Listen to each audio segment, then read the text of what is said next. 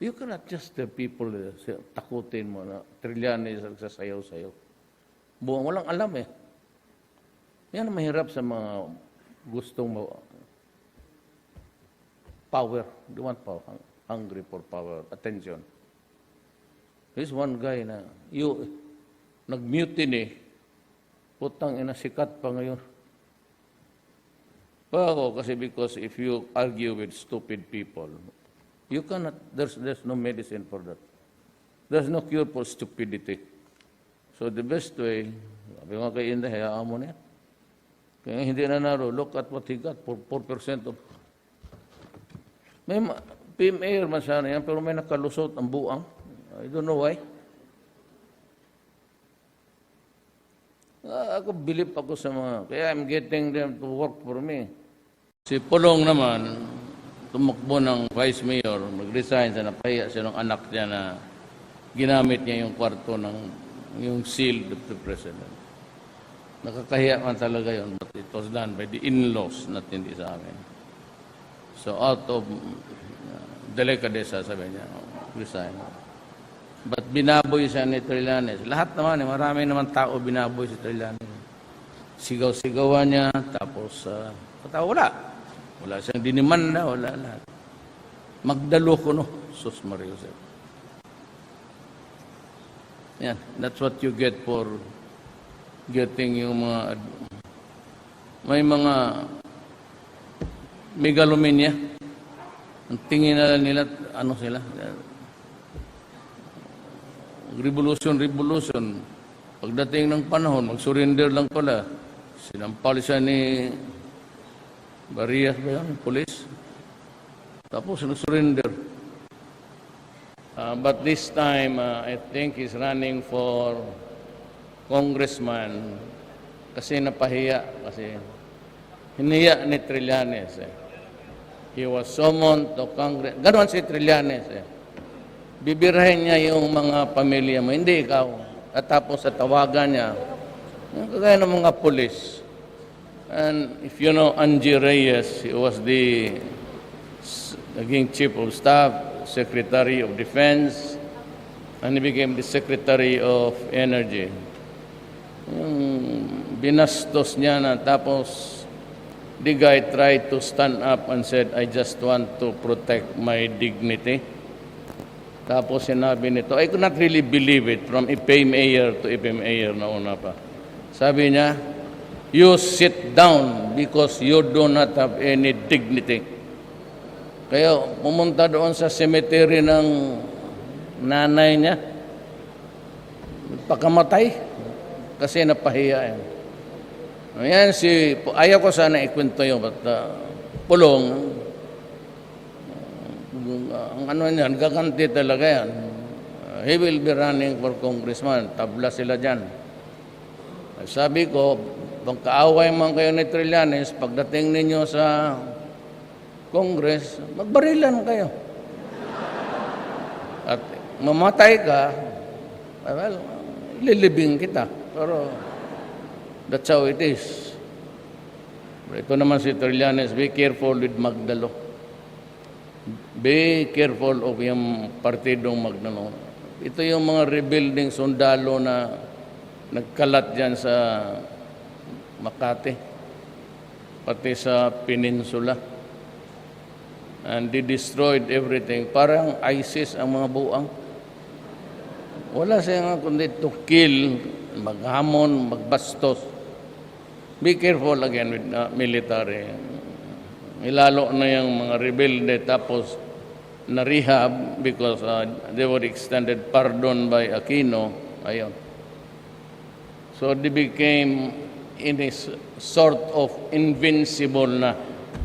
Pumasok na sa isip yung, well, I can do anything I want because I did the worst in my lifetime and yet I'm still here being a senator.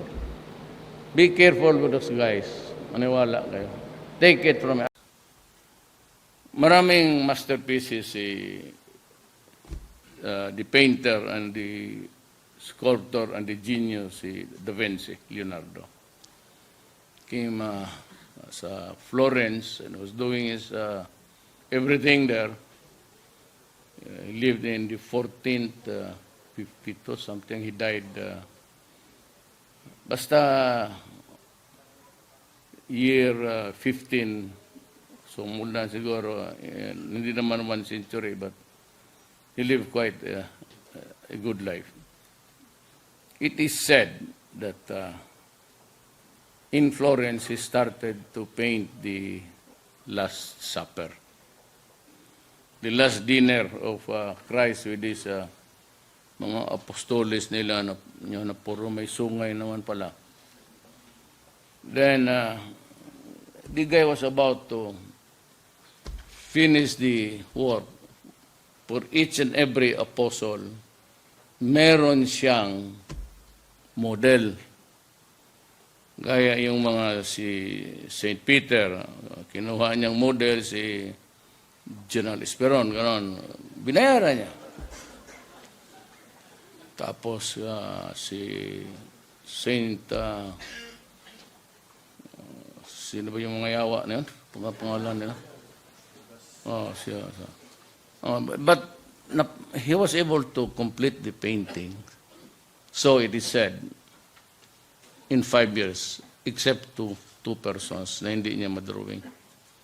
He was looking for a model of Christ, the far right, and itong si Judas, the far left. So it took him another 2 years, but not in Florence.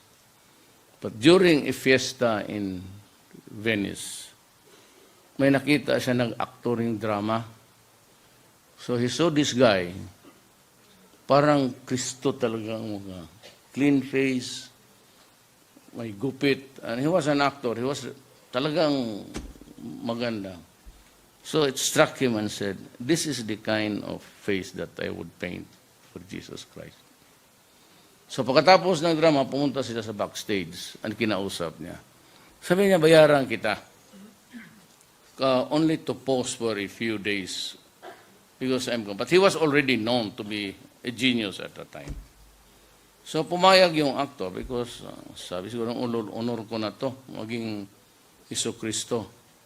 So he painted, he sat there in the studio, ginawa niya ang Jesus Christ.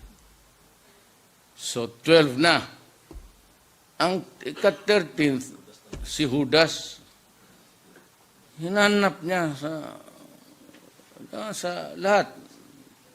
Punta siya ng ganon.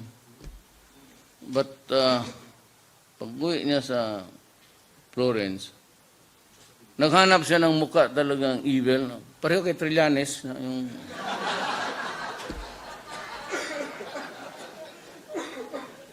Naghanap siya ng muka ni Trillanes. Wala man siya wala pa mang PMA noon.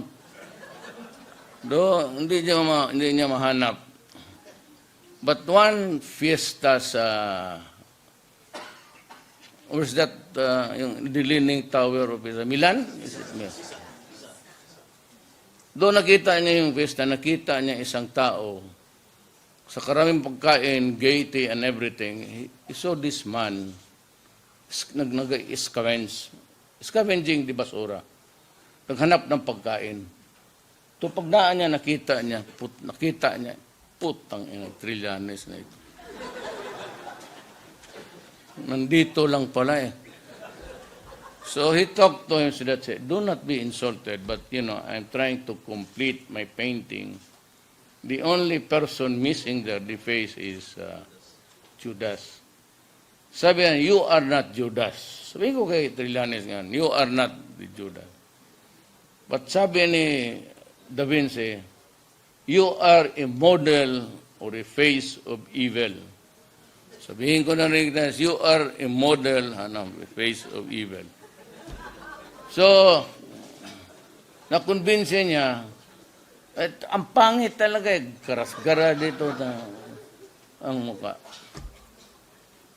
So, nagupo sa studio niya. So, on the 4th year after na napintura niya. So, nakumpleto niya ang Last Supper. Problema, pagkatapos binayaran niya, yung Judas niya fell down on his knees and started crying. I said, bakit? Did I offend you? I did not say that you are Judas. I said that you personify the Judas sa isip ko kung anong itsura niya. Hindi man niya inabot. So, the guy was really crying, hysterical as a matter of fact. I said, why are you so emotional? You are not crying all the time when you were posing. Sabi ni yung si Judas sa painting, you know, Mr. Da Vinci, I was once upon a time your Jesus Christ, and you took, that is neither. No, yung ngayon, you do the, ako yun, nagkalat ako sa buhay. I am one and the same person. So we all start with the noblest of intention, joining government, dreaming for, we start good, but especially in government, hindi kayo. But I hope I will not have to ask you to post a picture, which I will be drawing shortly before I leave the presidency. I hate to see you being a Jesus Christ, only to discover in the end that you are the Judas that I have been also looking for. Maraming salamat po.